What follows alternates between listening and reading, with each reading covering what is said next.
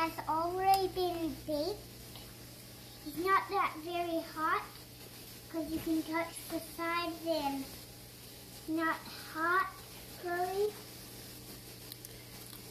What I did was I baked them whole for about 30 minutes. Then I sliced them in half, took the seeds out of this little area at the end, and then I baked it for another 20-25 minutes till it's soft. Cut them in half, let them cool a little bit, and then she's taking out the pulp. Hi, today on Curtis Orchard's Cooking with Kids, we are going to be making autumn squash pumpkin soup. We're going to start with a nice hot pan and put in 1 tablespoon of oil. We used avocado oil, but you could use coconut oil, olive oil, any oil that you prefer. Then we're going to put in 1 small onion. And we used a red onion just because that's what we had already handy, but you could use a yellow onion, or really whatever you have on hand. We're going to let that get soft. We sauteed these for like 3 to 4 minutes, so they're like getting cooked and sauteed.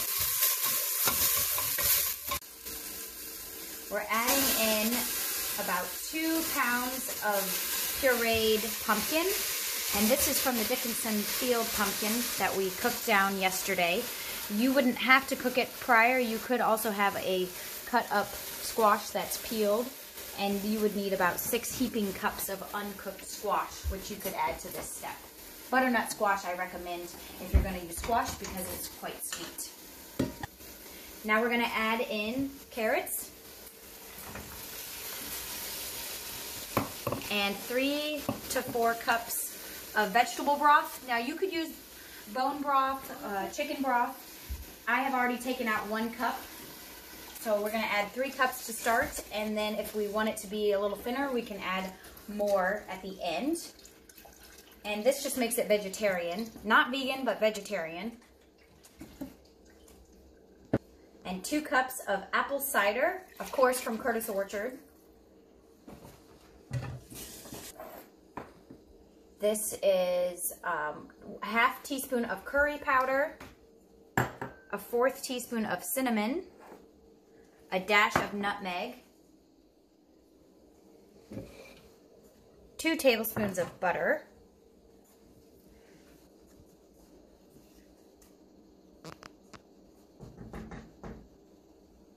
two ounces of low-fat cream cheese, and 1 tablespoon of honey. If you don't have honey, you could add brown sugar instead. Of course, we are using Curtis Orchard honey. And salt we will add at the end as we taste it. Now, once it's all cooked up, we will use our immersion blender to make it very smooth. Go ahead and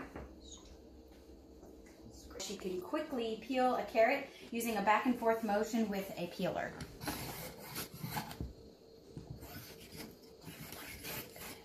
There you go. Nice and easy. Quick and fast. Good, all done.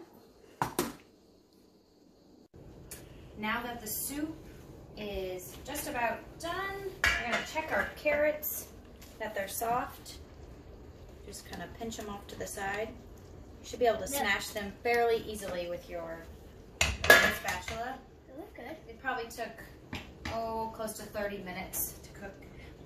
Putting the lid on will definitely help them cook faster. Now we're going to use an immersion blender and blend it all up till it's... Now you can see it's nice and smooth. We hold the immersion blender right at this, just up above a little bit so it works with us to pull in the soup. If it's too deep, it's hard to tell how much it's blending out, but either way. Now we're ready to finish off the soup with a little bit of cream if you'd like to make it a little creamier. Taste it at this point. If you like it a little bit sweeter, you can add some more honey or brown sugar. Maybe you want a little more salt. And then we'll throw in some pepita seeds on top to have our nice finished soup, just like that. It's perfect. Not too sweet, perfect amount of creaminess. It's really, really good. Perfect. This is a autumn squash soup.